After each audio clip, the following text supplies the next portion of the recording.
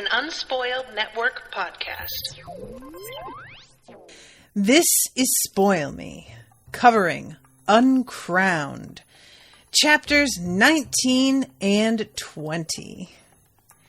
In these chapters, we get to see what happens when Lindon and Yerin go up against one another.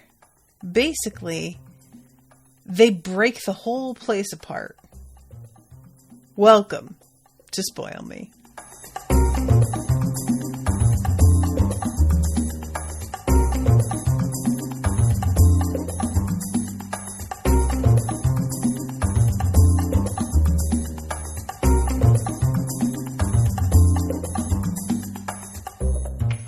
Welcome to the show, everyone. I am Natasha. Thank you very much to Andrew for commissioning this episode. So, it's the end of the book. Y'all, I said that I was a little bit worried, right? I said it about how Northstrider was going to react to Dross. Because, look, it's one thing to be, really happy that somebody managed to accomplish something wild that you were aiming for and put a lot of work into because of the fact that you thought it was possible, and they've proven that it was possible. It's another thing for that person to sort of swoop in and scoop that thing up without you even knowing that it had existed, and then to run off with it. Now, I am really, really worried.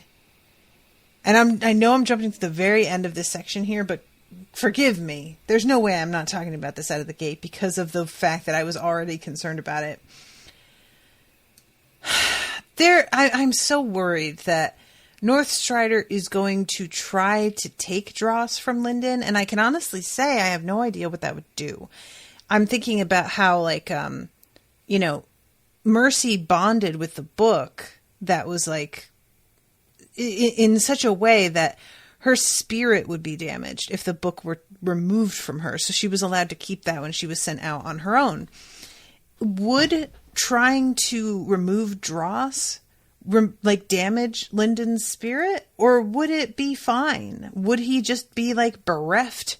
It feels like it didn't. I don't know. I really don't know. And the way that Northstrider reacts at the end of this with his who is Dross and this real aggression, it sounds angry. It sounds like he is pissed off. But what if he's not? He's just trying to terrify Lindon into telling him the truth. Or what if he is pissed, but then when he realizes what's happened here, he's like, oh, that's all I have to do? Well, then I'll go and make one of these. Yeah, keep him. I got 50 years, no problem. Or something like this, I just don't really know what follows this, encounter that they have at the end. And that's the thing, it could be any number of things. He could be well, you can keep Dross for now, but I am definitely going to, take him back when you die, because I assume you're going to be dying soon. Or maybe he will say, you're going to work for me now because you basically owe me everything because you have ascended so far due to this construct that's essentially exists because of me, which that feels more Northstrider to me, for him to sort of take credit for this in a way that would indebt Lindon to him. Northstrider is not a nice guy. We've seen he is an extremely, he's very full of himself. He has a real way of looking down on people. And while it doesn't seem that he's unreasonable exactly, it does seem like I wouldn't expect him to do anything out of the goodness of his heart. That said, they are up against something here coming up that is so much more extreme than any enemy that would have been faced up till this point, that maybe he makes an exception because he's just kind of I'm going to need everybody to be at their best. And if he helps you being at your best, then that is what we're going to need. We're going to work with that. It's just, honestly, I wouldn't be surprised if some of the way that he chooses to deal with this is simply due to the fucking mood he's in at the time. He may be somebody that just, it's sort of not clear how to predict what he would choose to do in a given situation. I don't get that impression from him, though. He doesn't feel like somebody who's sort of, flighty's not the word I want. Unpredictable, though. I feel like it seems that when people get to know who North Strider is, they're pretty clear on who he is. Charity seemed to really not be surprised at all at the fact that her nephew wasn't spared. When she realized that it was North Strider that was, that she was sensing, she pretty much gave it up and was like, well, that's that. So I guess we'll see. I just really wanted to theorize about that because I just have no, and honestly, what does Dross want? Honestly, Dross would be pretty pissed at me, I think, because I only thought to ask that question now. And he is the one that really ultimately, I would think, unless it does damage Lindon's spirit, that would get to decide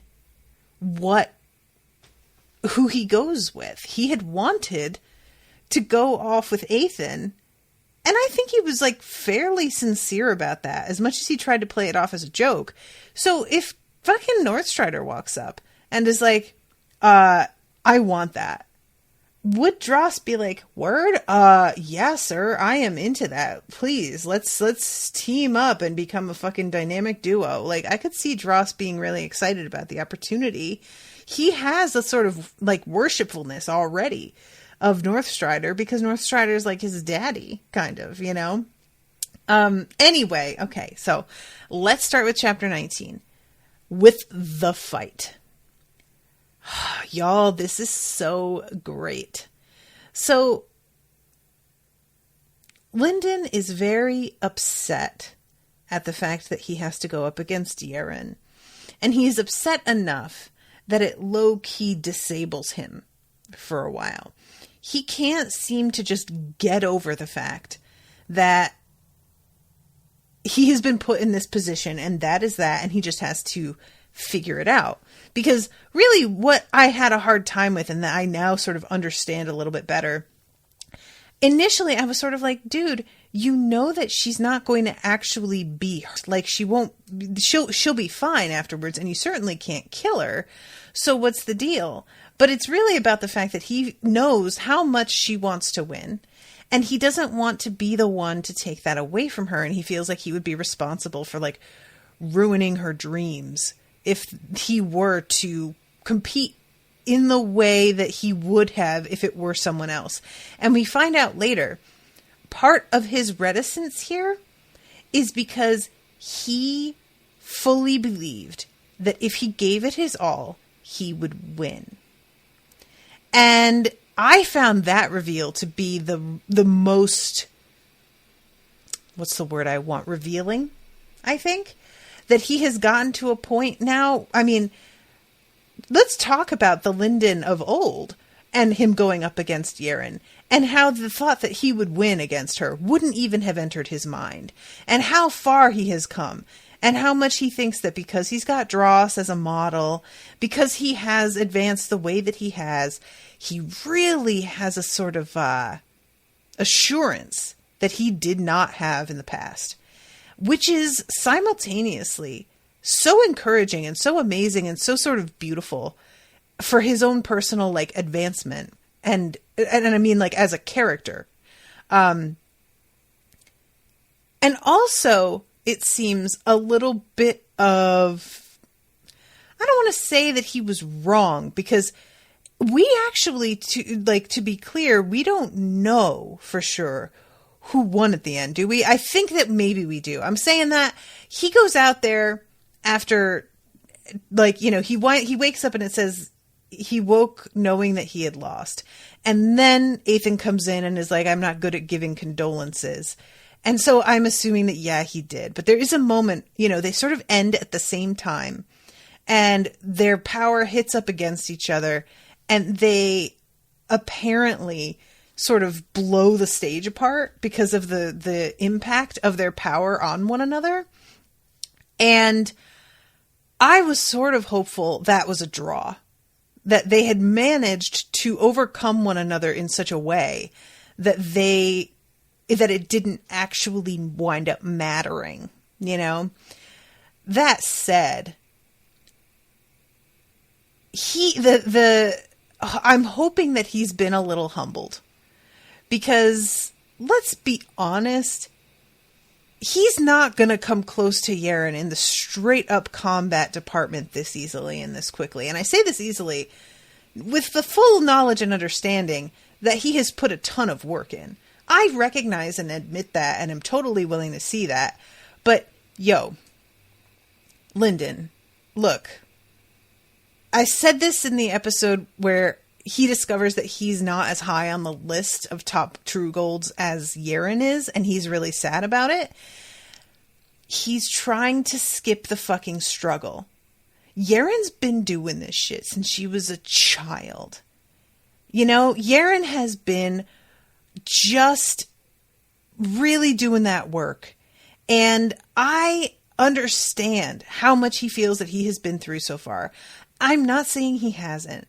But there's a difference between the past few years for him and the amount of time that she has gone in and done the work, and how much of her life has been purely dedicated to this. And low-key, thinking that you're going to catch up to her like this right away, Lindon, is a tiny bit disrespectful. And it's the sort of thing, like, this is something that I've been trying to get. So my mother is somebody who tends to give up on things really easily. She'll start something, get really excited about it, and when she's not amazing at it right away, or when it doesn't super work out perfectly like she wanted right away, she'll kind of like decide that it wasn't meant to be, in this sort of way that gives power to something outside of her rather than her pushing forward and doing what needs doing. And it's frustrating to watch somebody expect to just go into something and do really well without any real like commitment. And they compare themselves to somebody who has made that huge commitment, and they expect the same output. They expect the same result, despite the fact that they haven't put in what the other person has. And in my opinion, you're trying to steal. You're trying to cheat. And look, we know Lindon tries to cheat. Like, that's 100% part of his character, is finding ways to advance. And I think it's really interesting that so far we have seen so many people who have looked at Lindon and what he is doing and how big his lifeline is, how much Madra he has. And the Madra, that is due to a particular cycling technique, which he does have to put work into.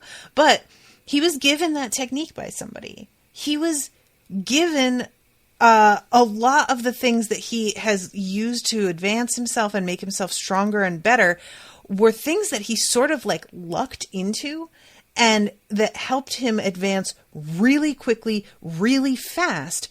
And yet when he's talked about by others, they describe him as being really talented. They describe him in ways that make it seem as if these are innate qualities of his, rather than like advantages that he was given. And it's really frustrating, from the outside, to know that I want Lindon to be seen as a badass. I want everybody to constantly be like, wow, what a fucking maniac this kid is. He's a monster. He's going out there just like a beast, and he's terrifying. I love that for Lindon, especially after he has been seen as so weak previous. What a wonderful turnaround. But also, as somebody who has learned so much more in the past few years about privilege and its inherent advantages, and the ways in which some people seem to simply be better at a thing, when in fact they aren't just better, they were given so many more tools than other people were. It's the sort of thing that I'm like, I don't want to just completely give him all the credit either. He has earned a lot. He hasn't just earned everything. Not really. He's gotten lucky a whole lot. And that's life, man. That's the thing that none of us want to admit about life. It's just so much of it is luck. We want to act like everything is about our own choices. And if only that were true, if only it were just up to us making good choices, a lot of us would be in a better position than we are. But life happens to you. And sometimes it happens shittily and you get screwed. And sometimes you get lucky and you hold on as tight as you fucking can. And so, let's see. Ophir's saying, well, Yerin has also been given plenty of things. There are a few people that receive training from sages from childhood. Yerin received training because the sage discovered her in the ruins of her home surrounded by her murdered family. Look, I'm not saying that she hasn't also been given huge advantages. I'm simply saying that the amount of work that she has put in, the sheer time she's put in, dwarfs the amount of time that Lindon has been working on this in this particular way. So the fact that he just was like, yeah, I was pretty sure I was going to win. I was like, oh, sweetie. No. Like, once I saw that the two of them were up against each other, I was really honestly excited to see it because I took the same attitude that Yerin did, which is, oh, awesome. We get to see you go all out and neither of you can possibly actually kill the other. I am here for it. But I gotta be honest, I didn't expect Lindon to win even for a second. I would have been a bit disappointed if Lindon won. And I love Lindon to death. But if he had just swanned in there and beaten her, I would have felt a little bit of a way about it. The fact that it was as close as it is, I'm like, that even is still a little bit closer than I would have wanted. Nevertheless. Carol says Lindon endured constant mental and psychological abuse from ages 8 to 18. Yes. That has nothing to do with this, though. That has nothing to do with, like, this kind of training. That was a result of, like, the shitty society that he lived in and his terrible family and the way that... But that's not... You know, I'm not saying that somebody had certain advantages and put more time in. That doesn't mean that the other person didn't struggle. That's part of how privilege works. Saying somebody has privilege doesn't mean that they didn't go through difficult times in their life. It simply means that they had some advantages that other people didn't get to have. They, you know, for a variety of reasons. And being discovered and basically adopted by an Aurelius is just like major. But anyway, so he starts off not really wanting to fight back and holding back and feeling like if he wins, then he's ripping things away from Yerin that she also worked for. And it's really a great moment. There's a couple things here. One being that he doesn't understand Yerin well enough to know that if he had refused to fight back and she won the round and won her, like, you know, won her way into the next level, because he refused to fight back, he doesn't seem to get in that moment how worthless that would be to her.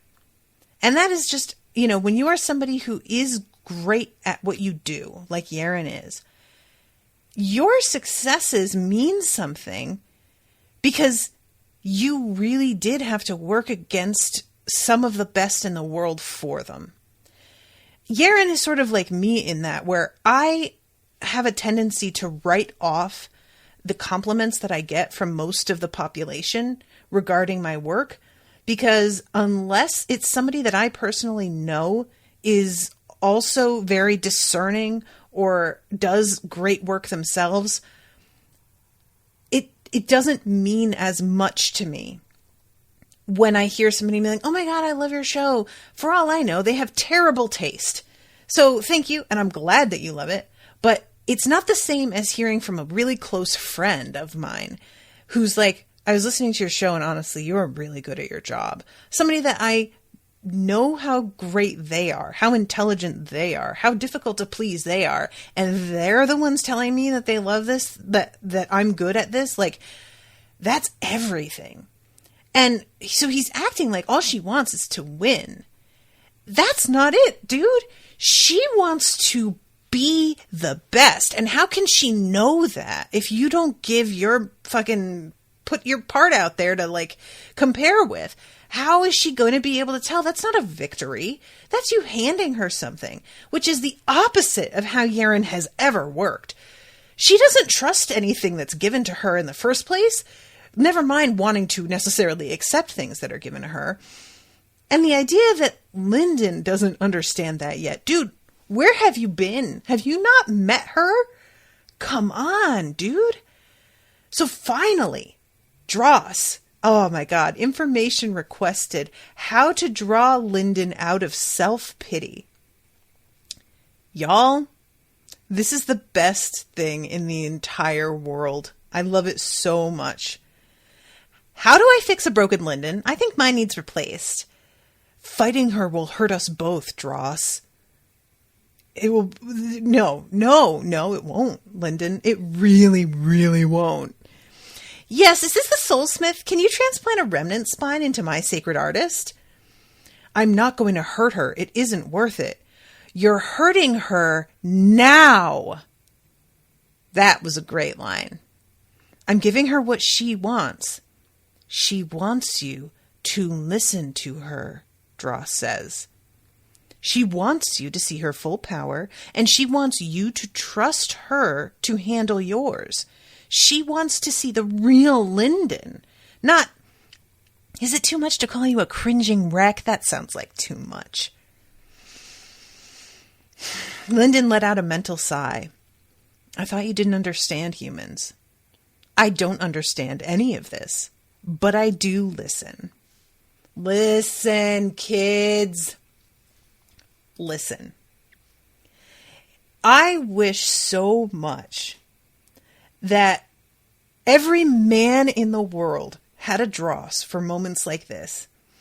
There is this stereotype about women that we never say what we mean. And in some cases, I can see that to be true, because a lot of times women who have actually spoken their mind and been honest about what they want have been stigmatized and treated a certain way due to the fact that they are very straightforward. Women have reasons for being as passive-aggressive as they are, because historically that's been the only way they've ever been heard.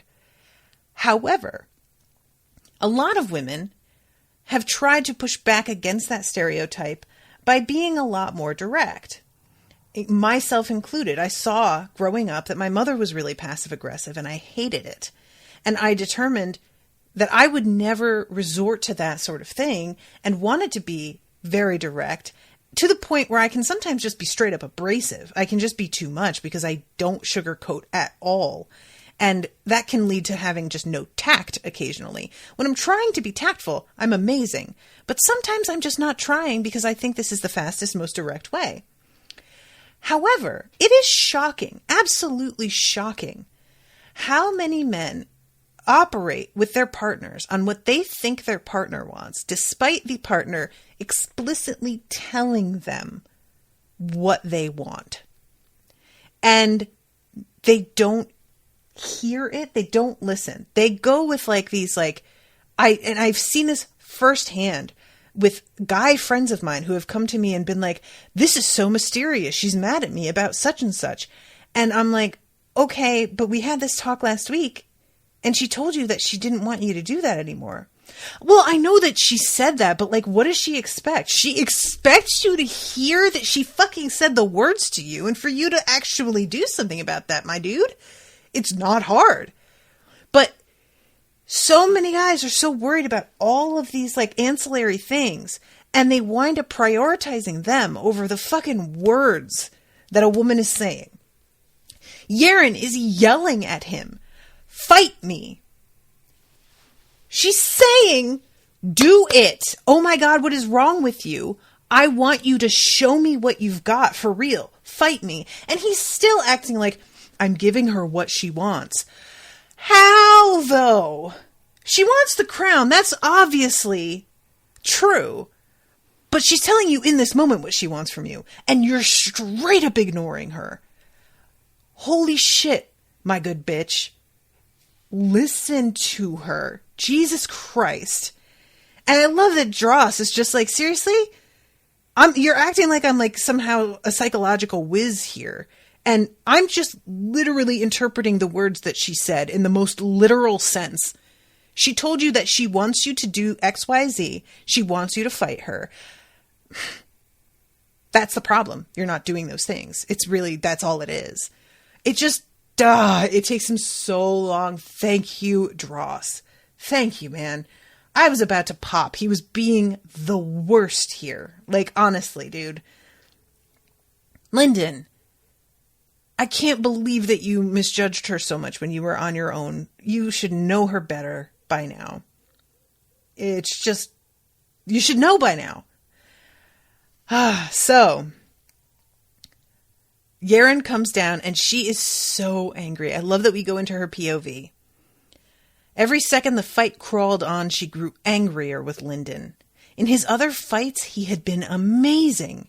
She wanted to fight that Lindon. She wanted to test herself to see if she could measure up, to show him what she could do. In a fair world, they would only have faced one another after they were both uncrowned, but who lived in a fair world? And that's another thing, is like, I feel like in some ways, Lindon has really been put through some shit with the way that he was brought up, but I don't know that he has seen things the way that Yerin has seen things, and she seems so much more practical and willing to accept that shit isn't fair than he is. And in some ways, the fact that he's not willing to accept it is what makes him such a good person, that he's constantly pushing for the world to be better. He's pushing for things to be better. So in that sense, that's what you want in a person. You know, you want somebody that's always demanding better of the world and just like, okay, no, maybe nothing is fair all the time, but we can make it fucking fair this time. But Yerin is much more just like, shit happens, man. You know, like, yeah, this sucks that we're being made to fight each other. Guess what? Oh, well, shit sucks sometimes, and that's how it is. It doesn't surprise me that she's really the one that's kind of like got that mindset versus him. There's some chat here in the, let me see. A different point there. The whole sequence took a few seconds. Lindon got his head on straight pretty quick under pressure. That's true. I mean, like, it's just the fact that he didn't get it immediately, that this is what she wanted. It's just really just surprising. It's just, he's just messed up. He got taken way off guard and he wasn't ready. Andrea says, I was surprised he thought he was really on her level. He still got trained up quick, and Yerin's been one of the best fighters he'd ever seen since before he left the Valley. Yeah, exactly. If Lindon accepted that he'd still be in Sacred Valley. If Lindon accepted... sorry, Mordecai is talking about what I was just saying, not in response to the comment that was just... well, yeah, and that's kind of what I mean, is like, Lindon can't be the guy who's just like, well, I guess life isn't fair, because that's the way that he pushes for the world to be better, is just that way. And in some ways, despite the fact that Yerin is as practical as she is, she still has a flicker of that in her. It's like, what she's got is a simultaneous, the world should be better than it is, and the world is what it is. And the is what it is has been growing, I think, over the past few years. And the should be better has been shrinking. And Lindon came into her life and has given some fuel to the should be better than it is side. And when she's stuck in a spot where she isn't sure how she wants to operate, Lindon has been the motivating factor in getting her to like demand more and better, I think. Like, that's how it can be for a lot of us, is we need someone to remind us what our ideals used to be when we start getting bogged down by the disappointments in life and then the way that other people are behaving. It's just, sometimes you need to be reminded, once upon a time, I thought this shit was possible. Once upon a time, I wouldn't have let this be this, you know?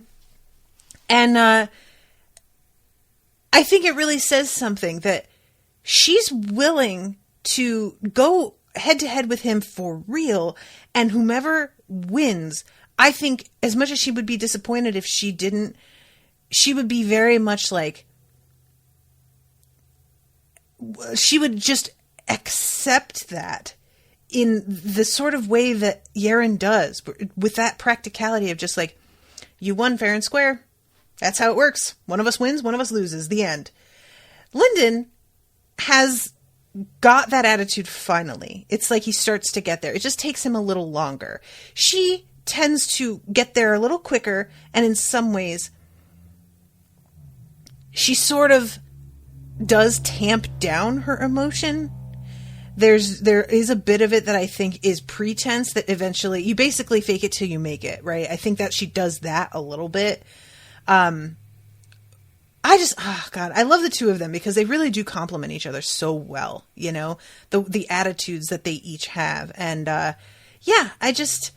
like I said, I would have been a little annoyed if Lindon was able to beat her. We saw her be called a prodigy with her fighting. Like, he can't win. He just can't, not yet. So finally, she really goes at him, and she thinks that she has gotten him. And then she realizes that his presence hasn't gone away, and he begins fighting back, and she sees on his face that he has got life in him again. And I love this. Finally, Lindon had shown up to the fight. Her spiritual sense followed him as his burst of speed carried him behind her. 2 bars of dragon's breath shot toward her. She almost wasn't fast enough to react. And finally, she calls out the blood shadow, which I don't think, correct me if I'm wrong, that she has used that so far in the tournament. I think this might be the first time anybody is seeing this from her. And it comes out. This is so great. I want to see this on camera so bad, you guys. The parasite laughed as it leaped over Yerin, swinging its blade down at Lindon's head. Scarlet hair trailed behind it, and its laughter was like a bubbling swamp. It seized Lindon. Ruby lips twisted into a smile as Yerin's red copy saw the opponent. Lindon, the shadow whispered, drawing out his name. It had some strange fascination with him, but if she wanted Lindon to let loose, she had to do the same. It had some strange fascination with him. What is that about, kids? Is it because she's in love with him? Does it feel that? Is it because there's something in him that calls to it somehow? Why is that? I want to know. So he's going with the soul cloak up around him. He's shielding. He's going really quick here and there. His eyes became red circles on darkness. His calm blue-white nimbus turned to furious black and red. He fought Yerin and her blood shadow without backing down. Together in that empty world, they danced. Yerin's anger was blown away. She exulted in the fight, and whenever she had to abandon an attack to stop a stream of deadly Madra aimed at her face, joy built in her heart. This was it. This was what she wanted. Lindon saw her at her best, and he moved up to meet her. She didn't need to hold back for him, and he pushed her forward too. To match each other, they needed to be at their peak.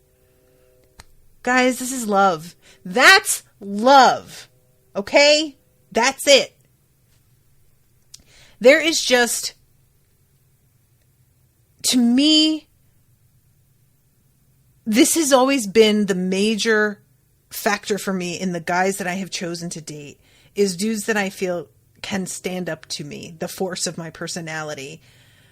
A lot of men, and partners in general, but of course I'm talking about my experience and the experience of like my female friends, want their partners to be smaller to make them feel bigger. This is just a form of patriarchy, right?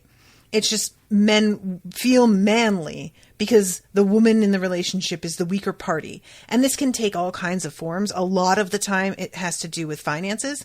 If the woman is the breadwinner, men will get very salty about that sometimes. if a woman just tends to be better at certain things that are seen as men's work, you know, if a woman is better at mechanics or just as like the sort of the handyman in the house, a guy can have a problem with that. I have seen that before. And it's always so disappointing because to me, you don't get involved with a partner that you don't want to be their best. You want the best for them if you really love them.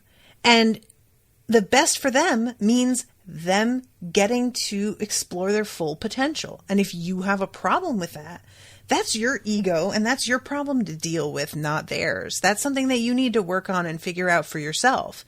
And that's not to say that like shit can't bother you, but don't make it their issue. Figure out why it bothers you and work on that for yourself. And I think that was part of what was hurting Yerin, was the idea that like, if she wanted to have a fight with him and he wasn't going to meet her, she could either go to town, which was what she was going to do, and just like beat the absolute hell out of him while he does nothing to defend himself. Or she needs to pretend to be like less good than she is. And then everyone seems to know that she is, in order to like do this sort of farcical half fight that would not mean anything to her.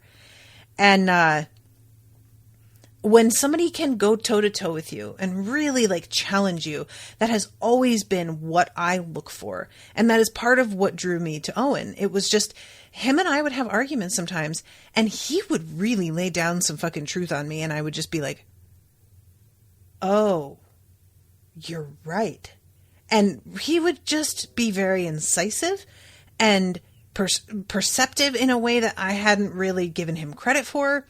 And I've always tended to be that person in my group of friends. So whenever somebody can pull that shit with me, I am startled by it, you know? And especially when it's somebody that you're romantically involved with, sometimes you can forget that there are things like about the way they think that you don't know super well yet. You can believe that you know everything about them. And that's a mistake. You know, we are all growing all the time and our partners are also growing. And when you start to take for granted that you know everything about your partner, that's when you start to fall into some traps, because that will never be true.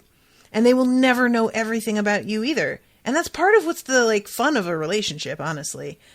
But I just love this moment and how thrilled and excited she is. So finally, she realizes that he's building a Void Dragon's dance while they're doing this whole fight. And she's just like, holy shit, that is really good. Oh, damn. Oh, he almost has me. All right. I guess it's time to let loose my little secret. And she activates her master's sword. And then we go into Lindon's perspective. And Lindon's like, oh, God, this is really hard. But he's doing it. Thinking about how like weaving this technique at the same time has been really difficult. And then Yerin's sword burst into icy white light. It glowed sharp and cold for just an instant. Yerin had carried that sword for 3 years, since the day after they'd met. He had never seen her activate the binding, never heard her talk about it. He'd forgotten it. I did not model that. White Archlord Madra swallowed up the stage. Frigid cold pierced Lindon to the bone as Ice Madra saturated the air. White haze swallowed the entire arena world, now a domain of wintry fog.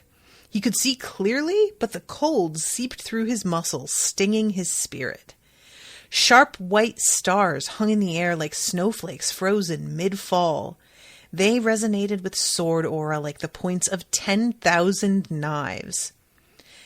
On top of all that, there was something strange about this world of frozen blades. He was finding it hard to move. Either this Madra had aspects he couldn't sense that were holding him in place, or there was another property to this technique. Even his Madra seemed half frozen, his cycling as sluggish as honey in winter. Yerin sagged onto the ground, holding herself up by her master's sword. Sweat ran down her face and she heaved deep breaths, her spirit weak. She had strained herself to activate an Archlord binding, Lindon couldn't believe she'd done it at all. She met his eyes, glowing with satisfaction. You know what's amazing? Those diamond veins, Dross said. One big technique after another, and she hasn't even torn her Madra channels apart. She really got the best of you in the prize department, didn't she? So, her blood shadow, because Yerin has to recover. She just did this major thing, but her blood shadow is fine. So it starts to come at Lindon. And Lindon runs through his options, and then he decides that he is going to reveal something that he hadn't planned to quite yet. I think this is his sacrifice. So first, Lindon reaches out, and he, let's see, back when he'd advanced to Underlord, he had absorbed the power of the Archstone. It hadn't replaced the binding in his arm, it had only altered his original technique and made it stronger. Now he pushed that binding beyond its limits. Hunger Madra rushed out, drawing in everything, as though his hand had become a hungry void. The blood shadow skidded to a halt on the ground, fighting the pull, clawing her way backward. Yerin rose to her feet, gathering her power and preparing to attack. The arm was already beginning to splinter. If he lost control for 1 second, the limb would explode, with the technique incomplete, and he would be at the center of a massive detonation of unstable Madra. So he starts to do this, and then he realizes that he isn't quite up to it all alone, and he has to call on Dross to help him out. And Dross is like, all right, I'll do it, but literally this is it. I'm going to be tapped after this, so hold on to your butts.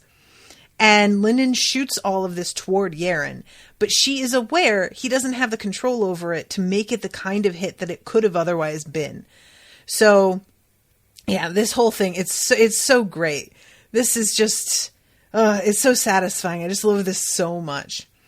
A spear of dragon's breath broke the cloud.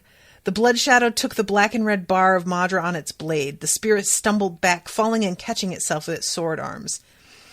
And in that moment, she saw him as their enemies always had.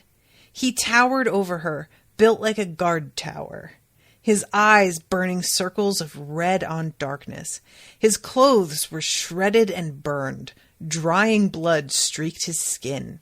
His right arm hung mangled and useless against his side. Her heart swelled with pride. You guys! I love them!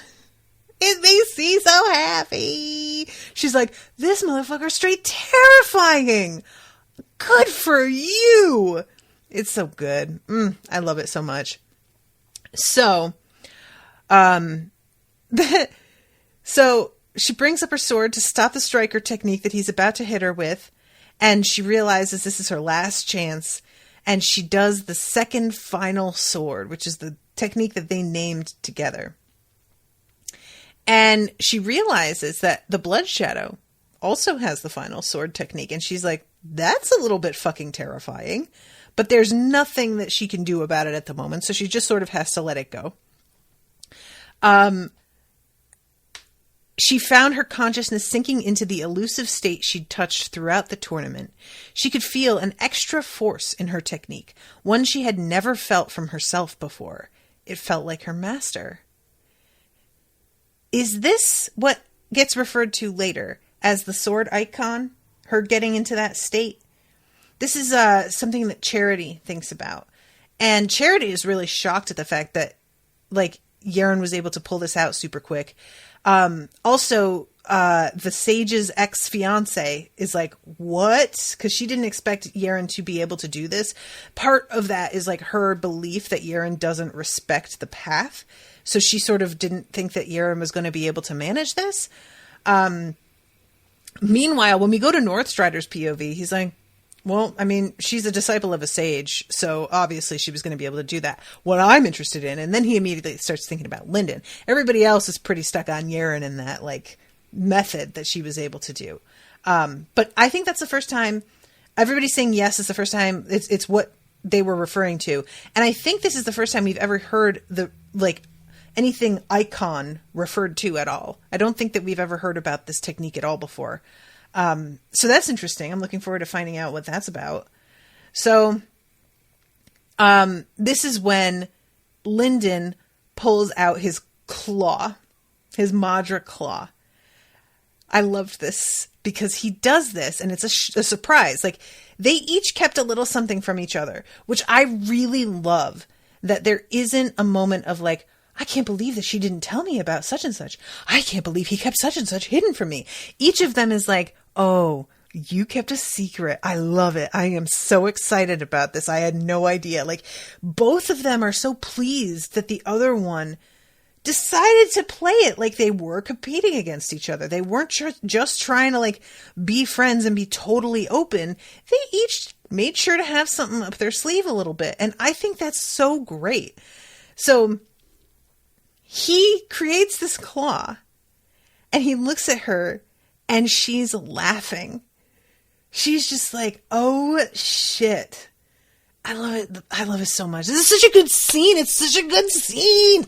I love it. Ah! I feel like that little girl. Have you guys seen that gif of the little girl who like gets so psyched up that she like grabs a bowl off a table and smashes it on the floor and then screams? Like, that was me listening to this scene. So yeah. As Lindon ran to meet her, a serpentine stream of dark fire flowing behind him, he realized he was smiling too. 2 final swords struck his technique. The dragon descends. Lindon's full power met Yerin's, and the stage ripped apart.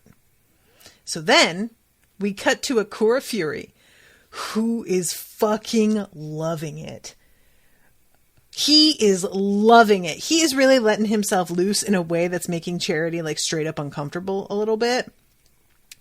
And Charity asks him, how is this the work of 20-year-olds? And he says, these kids are amazing, aren't they? I can't wait. And what a great attitude to have. I just love Fury so much. He's delightful. I really want to see him let fucking loose. I really do. There are so many people that it's just been like hinted, you know, and we haven't actually seen everything they can do. And that's fine.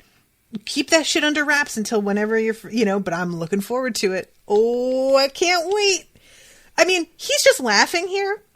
That's all he's doing is laughing and clapping in excitement. And there are fucking True Golds sprinting away because it hurts so much. Because his like energy and his excitement, it's too much. And that's just him in a great mood, enjoying himself. And it's just overpowering. I don't want to see him on a bad day. Shit. So, but here it is. Shamiara has this moment. The view of the stage was obscured, and the projection from for the audience disrupted by wild Madra. But a monarch's perception could not be blinded, and Shamiara wasn't a monarch at the moment. She shook the herald, Shah Reliar, by his outer robe. What's happening? Show me! You will see very soon. It looks like you face more competition than you expected. I'm sure I can beat them. But do you think I can? Of course, Your Highness. I hope they beat the shit out of her. Fuck that bitch. So then we go to Mercy. Here's a surprise. Mercy is bouncing up and down, telling Pride, what did I fucking tell you? You had such an attitude. Did you see that shit? I told you. And he's like, fine, yes. She says, could you do that? And he tries to be like, whoa. And she's like, no, you could not. I know already. And he says, fine, maybe he is good enough for you. And it takes a second before she turns around and goes, wait, what? And I also was like, wait, what? Is that what his problem has been? Has it been more than the fact that he wasn't part of the Akura family? Did he think that Lindon was trying to make a move for his sister? Pride. Babe. Really? What do you think it looks like when people are like romantically involved? Because there was not a shadow of that with Lindon and Mercy. Sweetheart, Angel. No. Good God. How bad at this are you? He's like one of those people that just sees like a man and a woman together and it's just like, I ship them. Why? For what? No. Kid, no.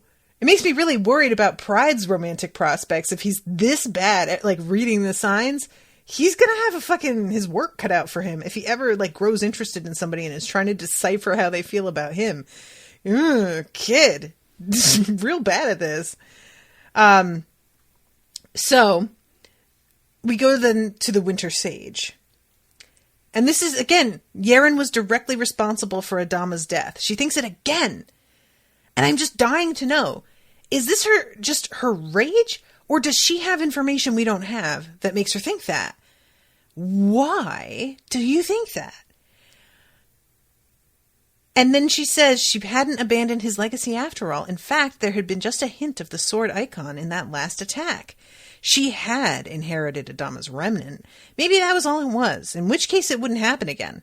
But if not... And she gets up and she just leaves. As soon as this round ended, she would see the monarch Northstrider. She had to demand the right to tutor Yerin herself, before one of the other sages did. Listen.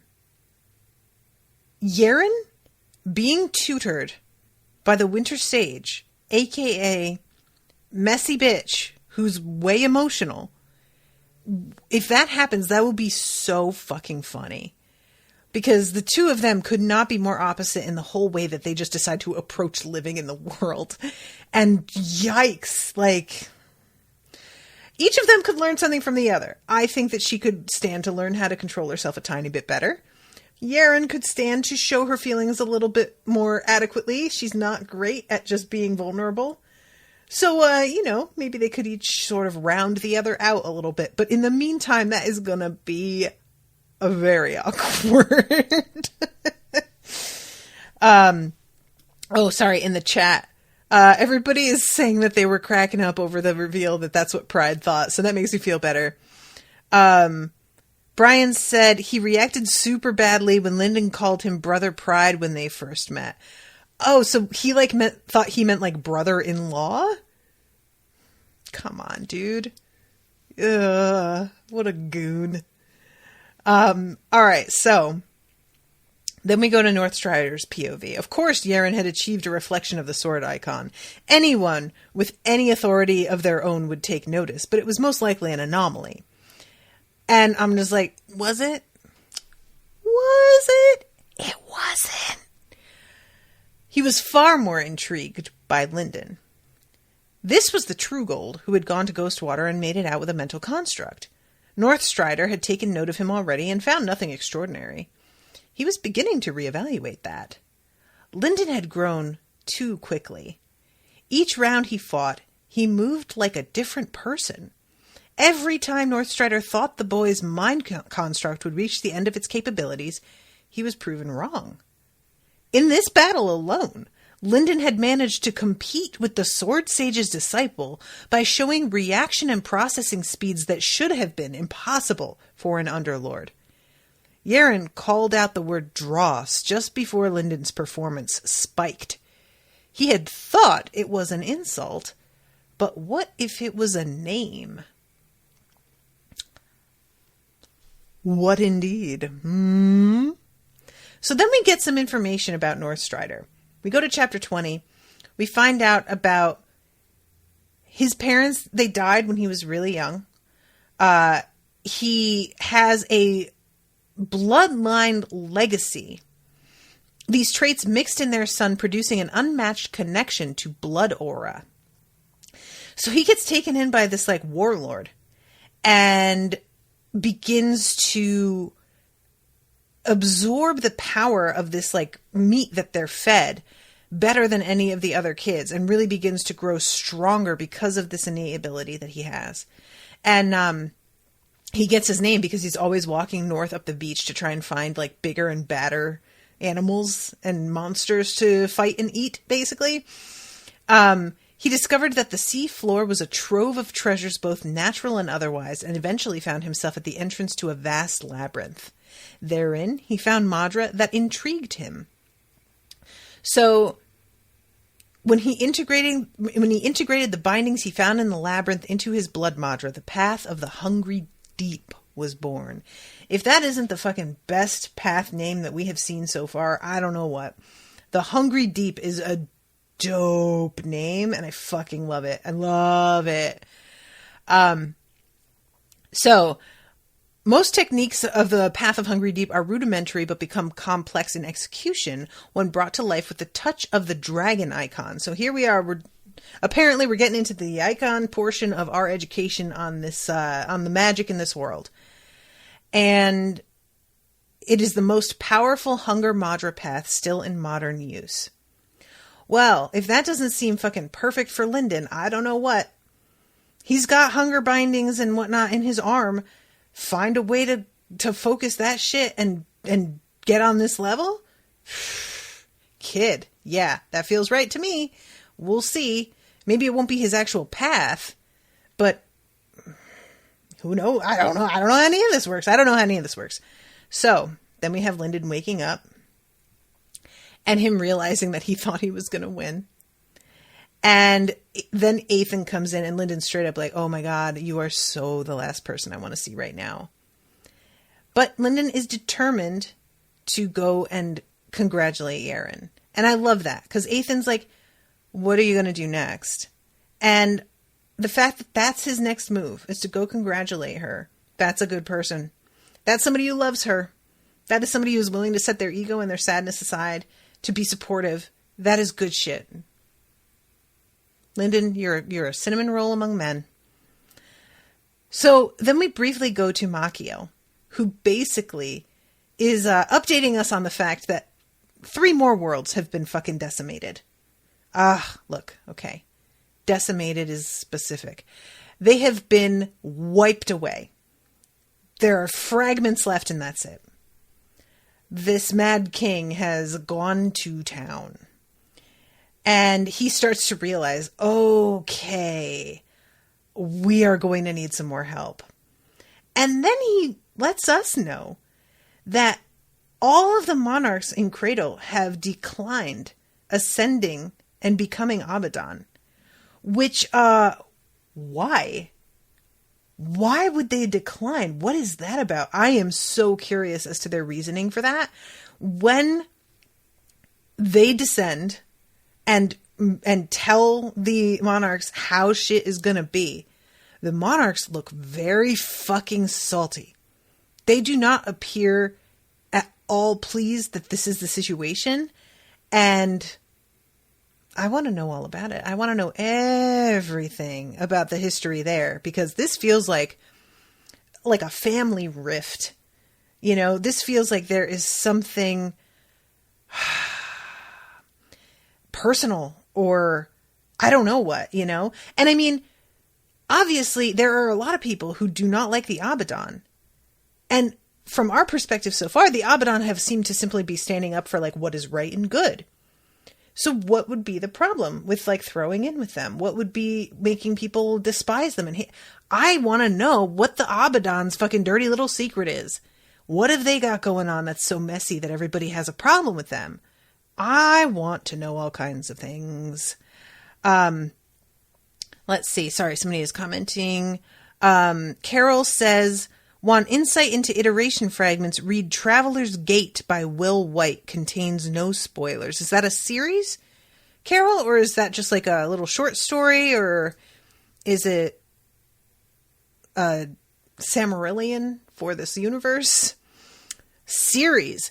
So it's set in this universe? That's something. Maybe that could be something that I cover after this if anybody's interested. Just saying. So oh shit. Carol says all of Will's stuff is the same universe, different iterations. I had no idea. That is dope. That's really cool. What a good idea. This guy is just so much fun. I love him. Okay. Let me get back to this because I'm out of time. So Lindon is heading to Yerin to say congratulations, and all of a sudden everything goes silent. The soul of the Nine Cloud voice comes up and is just like, everybody brace yourselves, and gets cut off. And all of a sudden they have all been transported into the, what do you call it? Arena, and everybody is there. And all of them are being spoken to by this being that comes down out of the sky, who Lindon is like, this guy is not nearly as good looking as Suriel was. Damn, kind of disappointing, actually, which I think is really hilarious. And he says, I am Yerin of the Hounds. Do not be bound by this world. The most talented of you will one day be offered the choice to leave, to emerge from this cradle and truly live. Do not take the example of your elders. When the invitation comes, accept it and let your eyes be opened to the real world. And this is when Northstrider looks up and is just fucking irritated. The Court of Seven occasionally sponsors this tournament to give promising young recruits a taste of the world beyond. I give you the new grand prize of the tournament, a weapon of the gods. And it's an arrow called Penance, which was created by the founder of House Aurelius as an act of penance, and it will kill anybody. It doesn't matter what level they are at, and it can't fail. Without error is the wording that he uses. And he makes it very clear to all of the fucking monarchs. I love this so much. No doubt you will squabble for this, but the results of this tournament are now guaranteed by my master Machiel the Hound. No competitors can be added or withdrawn, so Lindon's still in it to win it. The rules must be upheld as before. Penance will not function for anyone other than the rightful champion. If you break the rules, you will be judged. If you kill or punish the champion, you will be judged. Tread carefully, for the eyes of heaven see all things. Pretty fucking good. Later on, Dross is still like, oh, they will try and kill you for that shit, though. And Lindon's like, but they'll be punished. And Dross is like, yeah? When? Because they'll take that shit and deal with the problems and the fallout a little bit later. Heaven's far away. I was like, you may have a point there. I'm not as worried as Dross is, but that's just probably partially true of some people. And Lindon, once this messenger disappears, he tries to get to Yerin, but he winds up right back in the hallway again where he had been. And it says Yerin was now in danger. Whatever the heavens said, the monarchs and their champions would do anything for a weapon like the arrowhead. He had to gather everyone they could trust and stick together. Keeping Ethan and Mercy and Yerin in the same place would be the best way to keep them safe. And he had to tell them they couldn't win. Out of fear of a monarch's reprisal, he hadn't even told his friends Shamiara's true identity. The time for that was past. They had to know they were competing against a monarch. Now, look, I know he didn't tell anybody, but Fury made a comment that was very obvious right in front of Mercy. So I'm assuming that Mercy knows. No? I kind of thought that that was him just sort of outing Shamiara. He was in the room with Mercy when Fury made that comment, wasn't he? I think. But anyway, this is when he gets gripped up, and Northstrider gets up in his face, and Northstrider just says, "Who's Dross?" And that is the end of the book. And I was very angry that this was where it ended. I'm always angry when these books end. But this one in particular was that was mean-spirited, Mr. White. This is a very cruel thing to do. And I feel so sorry for everybody who had to wait for the next book to come out, because I get to just move right on to the next one. But that must have sucked. So y'all have my sympathies. But if it makes you feel any better, I'll be in the boat with you all after I finish this next one, because I don't feel like what's book 9. When's that due to come out? Like, it's going to be a minute, right? So I'm sure that I will be ready to tear my hair out by the time that happens. I'm just, but I will go back and re-listen to the whole series in the meantime. I will absolutely be doing that from scratch, so don't worry about it.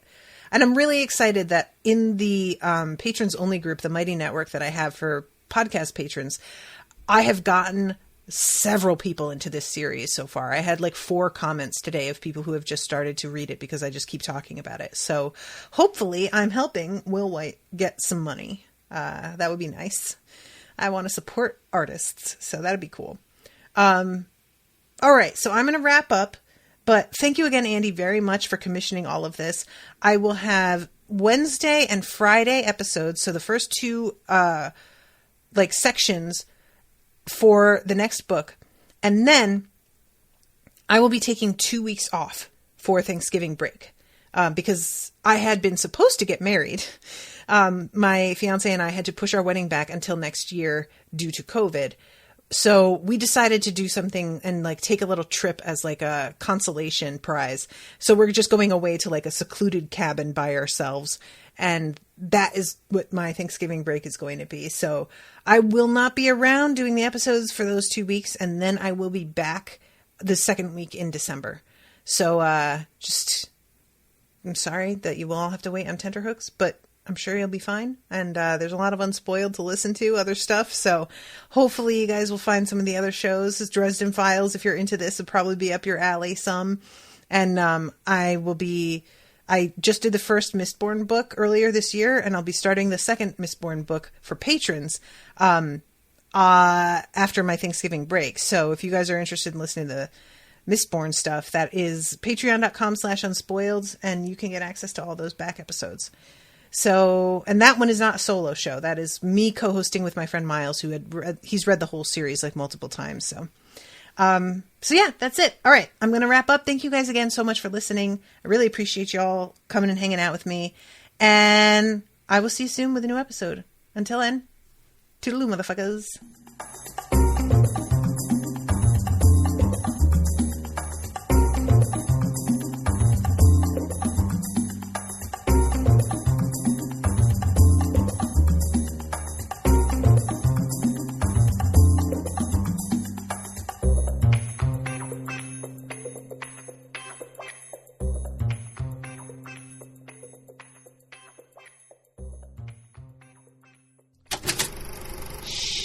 That was an Unspoiled Network podcast.